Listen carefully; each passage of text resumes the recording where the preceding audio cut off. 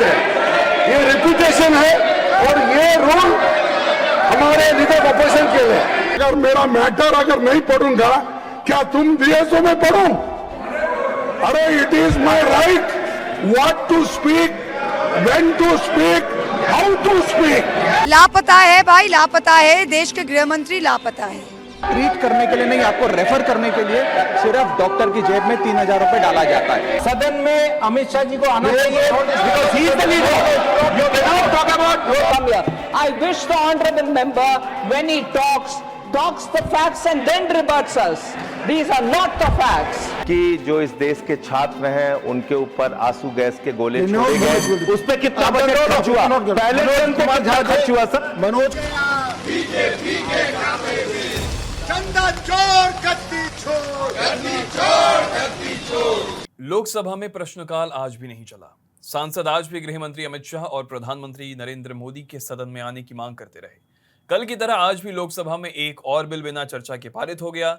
लोकसभा से इतर राज्यसभा चली, वहां चर्चा भी हुई और काम भी।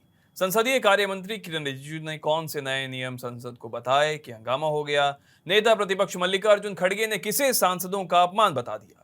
बीजेपी सांसद राघव चड्डा ने कौन सा गंभीर मुद्दा सदन में उठाया। सभापति सीबी राधाकृष्णन पक्ष विपक्ष को क्या हिदायत दे रहे थे और आप सांसद संजय सिंह ने सरकार से किस बात का हिसाब मांगा कि सदन में हंगामा हुआ, सब बताएंगे आपको इस वीडियो में। बारंबार प्रणाम, मेरा नाम सूरज कुमार है, ये संसद की बात है। संसद के मॉनसून सत्र को शुरू हुए 14 दिन बीत गए और स्थिति ये हो गई है कि पिछले 2 दिनों से लोकसभा ढंग से चल नहीं रहा। शुरू होते ही स्थगित हो जाता है। लेकिन क्या आज इससे कुछ इतर हो सका, वो जान लीजिए। लेकिन उससे पहले थोड़ा संसद परिसर के बाहर क्या हुआ उसको थोड़ा देख लेते हैं। शुरुआत जो है वो समाजवादी पार्टी दान पेटी लेकर प्रदर्शन करने के साथ हुई। उसकी राम मंदिर चंदा चोरी का वो विरोध करती रही। बीजेपी और योगी आदित्यनाथ को वो घेरती रही। चंदा चोर गद्दी छोड़, गद्दी छोड़, गद्दी छोड़, चंदा चोर गद्दी छोड़। इसके बाद शुरू हुई लोकसभा की कार्यवाही। सबसे पहले श्रद्धांजलि दी गई उन लोगों को जिन्होंने दूसरे वर्ल्ड वॉर में जब जापान के हिरोशिमा और नागासाकी पर परमाणु बम गिरा उसमें जान गंवाई थी। सांसद कुछ देर के लिए मौन थे, लेकिन जैसे ही ये मौन खत्म हुआ हल्ला शुरू हो गया। विपक्ष एक मर्तबा फिर गृह मंत्री अमित शाह और राम मंदिर चंदा चोरी को लेकर नारेबाजी करने लगा। स्पीकर ओम बिरला ने सांसदों से प्रश्नकाल चलने देने की अपील की, पर सांसद नहीं माने। सदन की कार्यवाही इसके बाद दोपहर 2 बजे तक के लिए स्थगित कर दी गई। माननीय सदस्यगण, मैं आपसे पुनः आग्रह करता हूं कि देश संसद को चर्चा संवाद के रूप में देखना चाहता है। आप प्रश्नकाल महत्वपूर्ण समय होता है। देश की जनता प्रश्नकाल में आपके प्रश्नों और सरकार के जवाबों को सुनना चाहती है। इसलिए मेरा आप लोगों से आग्रह है कि आप अपनी अपनी सीट पर विराजें। मैं सदन की कार्रवाई को चलाना चाहता हूं। 2 बजे लोकसभा की कार्यवाही फिर शुरू हुई। सांसदों की आवाज तीव्र ही थी। इसी शोरगुल में वित्त मंत्री निर्मला सीतारमण खड़ी हुई लोकसभा में बिल पेश करने। The taxation and other laws amendment bill 2026। ये बिल क्या करेगा? ये bill payment and settlement system act 2007, income tax act 2025 और फाइनेंस एक्ट 2026 में बदलाव करता है। बिल जो है वो ध्वनि मत से ही लोकसभा से पारित हो गया बिना किसी चर्चा के और फिर लोकसभा की कार्यवाही कल तक के लिए स्थगित कर दी गई। Madam, I rise to move that the bill be passed. प्रश्न यह है कि विधेयक को पारित किया जाए। जो सदस्य इसके पक्ष में है वो हाँ कहें, जो सदस्य विरोध में है वे ना कहें। मेरे विचार में निर्णय हाँ वालों के पक्ष में हुआ, हाँ वालों के पक्ष में हुआ। प्रस्ताव स्वीकृत हुआ और विधेयक पारित हुआ। अब लोकसभा तो हंगामे की भेंट चढ़ गया, लेकिन संसद के परिसर में आप हंगामा जितना करते हैं खबर उतनी ज्यादा बनती है, क्योंकि इसे कोई स्थगित करने वाला नहीं होता। अब राहुल गांधी प्रयागराज में छात्रों की गूंज कार्यक्रम करने वाले थे, लेकिन इसकी अनुमति रद्द हो गई तो प्रदर्शन आज विपक्ष ने इसके खिलाफ भी किया। कांग्रेस के साथ इसके खिलाफ समाजवादी पार्टी भी बोली। सपा सांसद इकरा हसन ने कहा कि सरकार निकम्मी है और डर गई है कि ऐसा कोई कार्यक्रम हुआ तो उनकी पोल पट्टी खुल जाएगी, इसलिए वो ऐसा कार्यक्रम होने ही नहीं देना चाहते, मंजूरी ही नहीं दे रहे। देखिए, ये सब भाजपा की सरकार जिस तरीके से केंद्र में आंदोलन हुआ और इनकी ज़मीन को हिलाने का काम किया, अब क्योंकि उत्तर प्रदेश में चुनाव भी सर पर है, तो वहाँ की सरकार जो सबसे निकम्मी सरकार रही है, उनका ऐसा काम नहीं है जिसे वो गिनवा सके। उन्हें ये खतरा है कि वहाँ पर अगर इस तरह की आंदोलन की शुरुआत हुई तो वहाँ पर उनकी और पोल पट्टी खुल जाएगी। इसीलिए लगातार हिंदू मुस्लिम जैसे मुद्दों पर ही वो सरकार आई हुई है। उनके पास विकास का कोई मुद्दा है न, बच्चों के लिए कोई आश्वासन है, तो जाहिर सी बात है क्यों वो वहाँ परमिशन देंगे। लेकिन ये गैर संवैधानिक भी है और लोकतंत्र में सबको अधिकार है कहीं भी जाने का, किसी को रोकना उस सरकार की कमजोरी दर्शाता है। टीएमसी सांसद महुआ मोइत्रा संसद परिसर में गृह मंत्री अमित शाह के लापता होने का पोस्टर लेकर प्रदर्शन करती हुई नजर आई। उन्होंने मीडिया और भारतीय नागरिकों से अपील की कि अगर उन्हें कहीं भी गृह मंत्री नजर आए तो विपक्ष को फोन करके बताए ताकि वो जाकर उनसे सदन में जाने की विनती कर सके। आप लोग सब देख रहे दैट हमारे ऑनरेबल गृह मंत्री अभी भी मिसिंग हैं और हम बहुत दिन से सदन में उनके इंतज़ार कर रहे। 20 तारीख जुलाई में जंतर मंतर में जो घटना घटी और इतने सारे स्टूडेंट्स के ऊपर दिल्ली पुलिस और सीआरपीएफ रैफ का जो ब्रुटैलिटी था, आज तक हमारे गृह मंत्री ना सदन में आए, ना माफ़ी मांगे, ना कोई स्टेटमेंट दिया। तो today again from the 20th, today is the 6th of August, it has been almost 2 weeks, he is still missing in action, and we would appeal through the media to all the citizens of India that here लापता है भाई, लापता है, देश के गृह मंत्री लापता है, लापता है, लापता है, अमित शाह जी लापता है। तो आप जहां भी हो, जिधर भी आपको दिखाई दिए गृह मंत्री जी, प्लीज़ विपक्ष को ज़रा फ़ोन कर दीजिएगा कि जी जहाँ भी हो हम भी जाके उनसे विनती करें कि वहाँ नहीं घूम के वो सदन में आए और रिप्लाई करें। अब एक नज़र राज्यसभा पर भी डालते हैं। राज्यसभा कल की तरह ही ढंग से चला, बीच बीच में हो हल्ला हुआ, लेकिन अच्छी बात यह रही कि इन सब के बाद भी सदन चलता रहा। आज राज्यसभा की कार्यवाही भी विपक्ष के हंगामे के बीच शुरू हुई। पंजाब से बीजेपी सांसद राघव चड्ढा ने 0 आवर में डायग्नोस्टिक सेंटर और डॉक्टर के बीच चल रहे कमीशन के खेल का मुद्दा सदन में उठाया।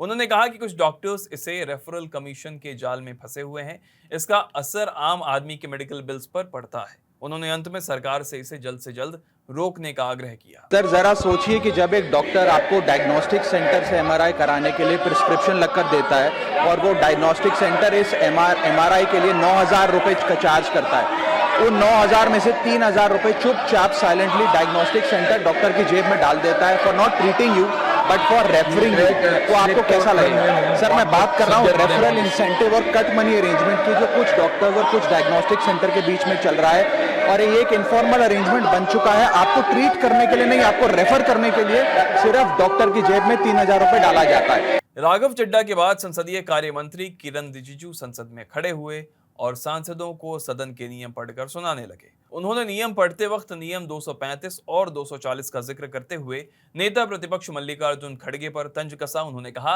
कि ये रूल नेता प्रतिपक्ष के लिए है जो सदन में बार बार एक ही बात रिपीट करते हैं। साथ ही उन्होंने कांग्रेस सांसद पवन खेड़ा पर भी निशाना साधा। आप मौका देते हैं चेयरमैन साहब और खड़गे साहब सेम चीज बोलते हैं, ये रिपीटेशन है और ये रूल हमारे लीडर ऑपोजिशन के लिए। और सर कांग्रेस के ये नए एक सदस्य आए हैं, इनके नाम है पवन खेड़ा, इनका अभी मैडम स्पीच भी नहीं हुआ, अभी सदन में मैडम स्पीच भी नहीं हुआ, नहीं है और रूल पहले रूल पढ़ना चाहिए। संसदीय कार्य मंत्री के बयान के बाद सदन में हंगामा तेज हुआ और राज्यसभा की कार्यवाही दोपहर 12 बजे तक के लिए स्थगित कर दी गई। 12 बजे सदन एक बार वापस शुरू हुआ। सभापति सीपी राधाकृष्णन ने नारेबाजी कर रहे विपक्ष सांसदों को चेतावनी देते हुए कहा कि अगर आपने नारेबाजी बंद नहीं की तो वो नेता प्रतिपक्ष को बोलने का मौका नहीं देंगे। साथ ही उन्होंने पक्ष के सांसदों को भी कहा कि जब नेता प्रतिपक्ष बोलें तो आपको भी शांति से उन्हें सुनना चाहिए। If you are shouting, I am telling you very honestly, I cannot call LOP. If I am calling LOP, when he starts speaking also you are shouting. No. You should not shout when somebody is giving the answer also. You have to listen to the other side. I I will request all you that I am going to call the LOP. You should listen to him, please. No.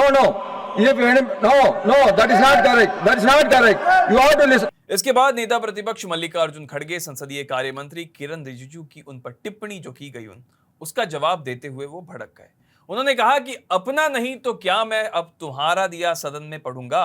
इसके बाद उन्होंने कांग्रेस सांसद पवन खेड़ा पर दिए मंत्री जी के बयान को उनका अपमान बताया, जिसके बाद सदन का माहौल और ज्यादा गर्मा गया।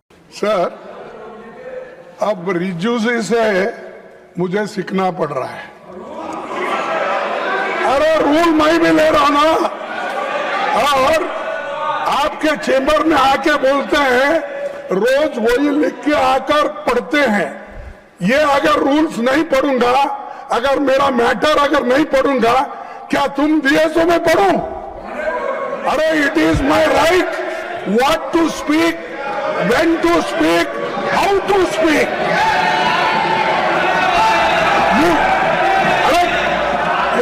This is the rule book, and this rule book, what it says, you are insulting my member, and Pawan Khera, you took his name, and you are insulting him as if you are everything. And sir, just I want, we raised only genuine questions concerning to the country, concerning 140 crores people asked us question, and we are asking only Home Minister, Prime Minister should come to a statement.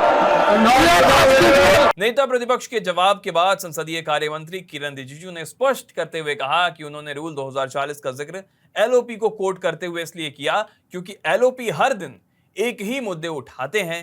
साथ ही उन्होंने ये भी कहा कि आप chair को हुक्म नहीं दे सकते कि क्या करना है और क्या नहीं। I reiterate again, Rule 240.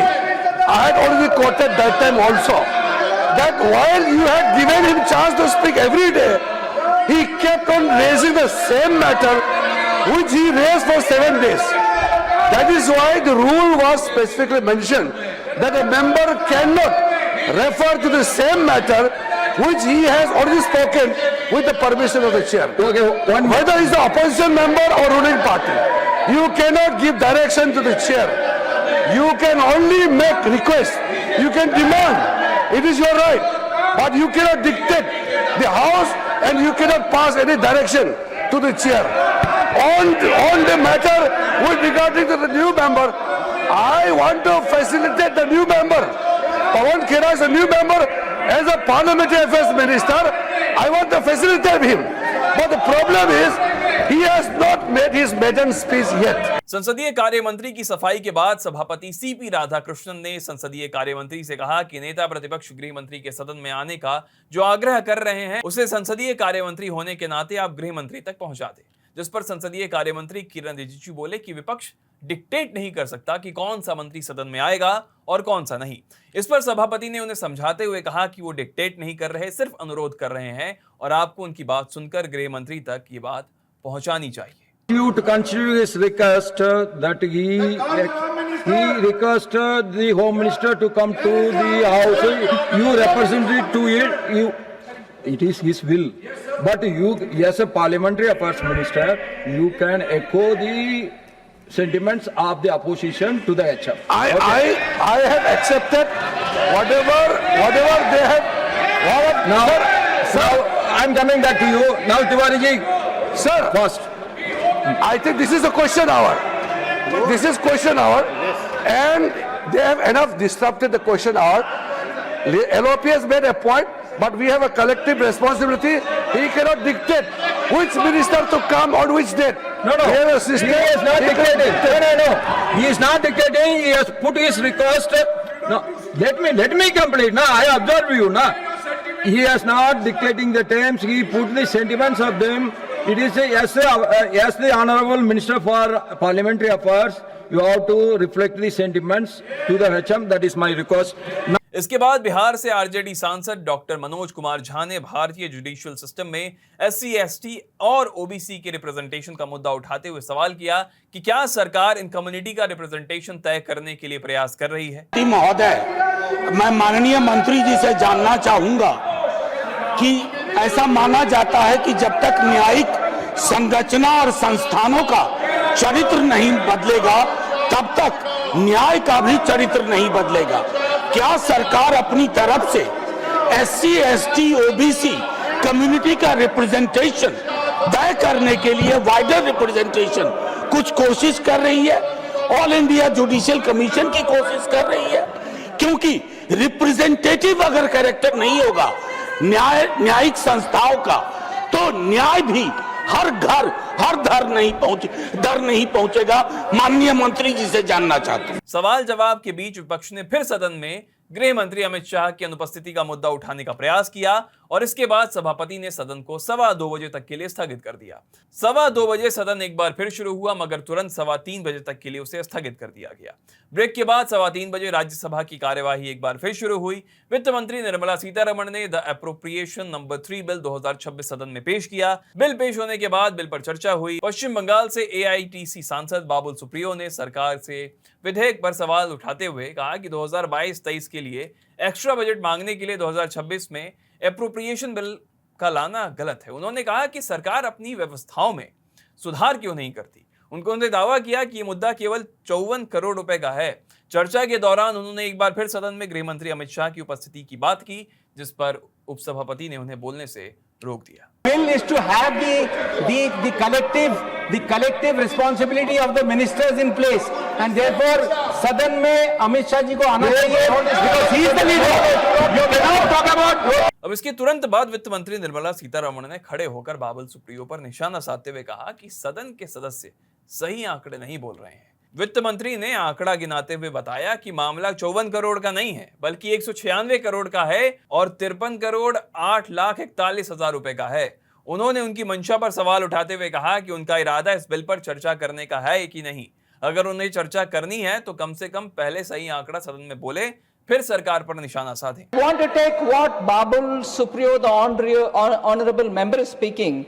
He couldn't even tell the numbers right. His aim is not to talk on this. 54 crores, it's not. One is 196 crore, another is 53,000 odd crores, 53,871 crores. If he's talking at all, how many times have I come for excess budget earlier? We have never come. This is the first time on the advice of Public Accounts Committee that I've come here. I wish the honorable member, when he talks the facts and then rebuts us. These are not the facts. Bill पर चर्चा करते हुए नई दिल्ली से आप सांसद संजय सिंह ने सरकार पर निशाना साधा। और भी ज्यादा अच्छा होता कि सरकार शिक्षा और रोजगार पर खर्च के लिए इस बिल को लेकर आती, ये उन्होंने बयान दिया।